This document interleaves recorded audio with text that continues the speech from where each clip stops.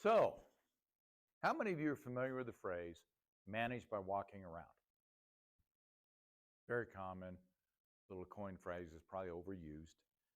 As an adjunct college faculty, one of the topics, one of the classes I taught, in addition to the criminal justice and constitutional law and all the others, was management. Wrote the curriculum, picked a textbook. The basis of the class was planning, organizing, leading, and controlling, POLC. And that's fine. Management's a good foundation. Leadership is what's going to help management succeed. So when you think about management walking around, what does it mean to you? What's management walking around mean? Okay, simple enough. Yeah, you get out. How many, though, leaders actually walk by, look at somebody, and keep going? How many supervisors or managers and leaders do not actually engage? Get your butt out of your chair, get your feet on the ground, and go see what they're doing. You've got to think about that. You've got to think about the perception. You can say it all you want, but if you're not demonstrating it and you're not actually engaging and working with them. A simple example I would use in our briefings, as the lieutenant of the sheriff's office, just to show the mindset that staff have, where they're not thinking the bigger picture. They're not thinking, and it starts with every one of us in supervisory leadership positions. We set that tone. I tear off a piece of paper and I put a number in it, put it by the door, and then on the other end of the briefing room, officers would come in, and I wait and see how many walk past it. Try this in your sections when you have a meeting. Lay something down, something small, by the door, and see how many people walk by it. And then I challenge them. Why did everybody step? Well, it's not my job. Oh, I didn't think about it. People are not thinking about it. And the only way you're going to address that in the context of managed by walking around is initiate that to think about the little things that are going on. If your objective is this and you go over and do that, you're missing everything else.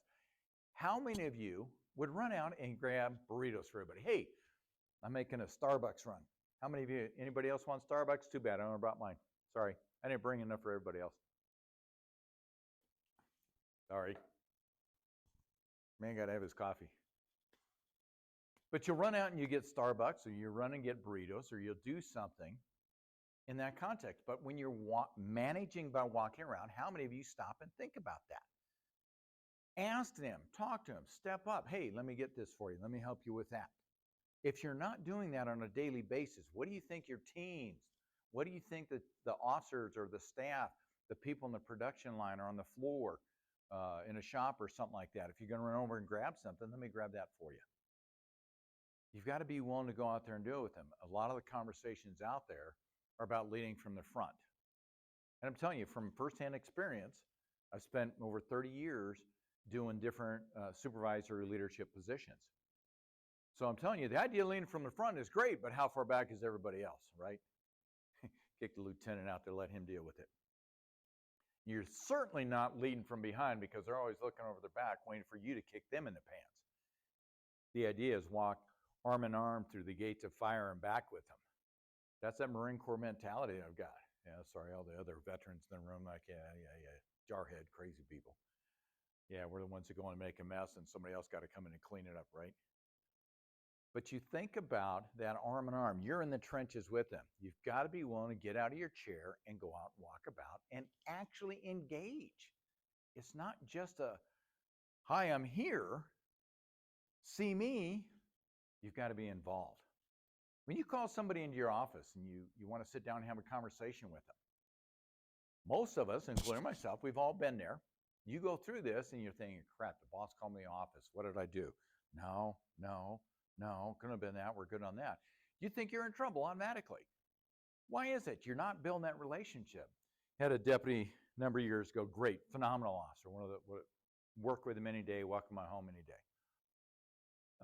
Iraq, Afghanistan veteran, dealing with a lot of demons, a lot of issues he was carrying. And I made it a point to check in on with him on the weekends. Hey, how you doing? What you got going on? And just kind of follow up. And I try to get him to relax, because that military mindset, sergeant calls me, lieutenant calls me, captain calls me. Oh man, I'm always in trouble. Well, no, that's not the case. I got with a captain one day and called him up to the office and, come on in, sit down, have a seat.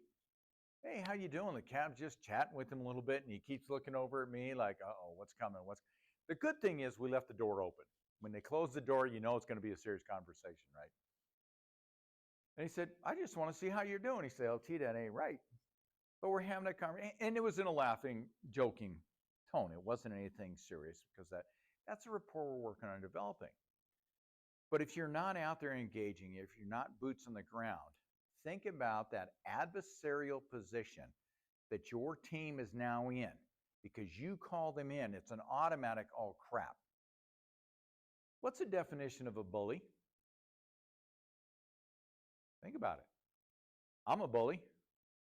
I'm a hard-charging, brainwashed Marine, take charge. I'm retired law enforcement, professional leadership in law enforcement. My personality, I've always kind of come across that way. Friends and relatives say I intimidate them.